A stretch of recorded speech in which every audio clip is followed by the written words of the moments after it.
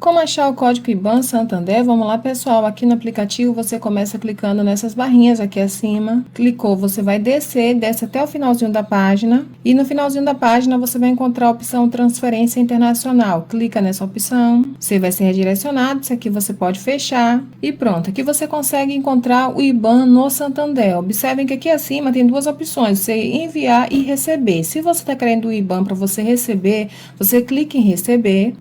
Clicando em receber, agora vocês vão clicar nessa segunda opção, compartilhar dados bancários.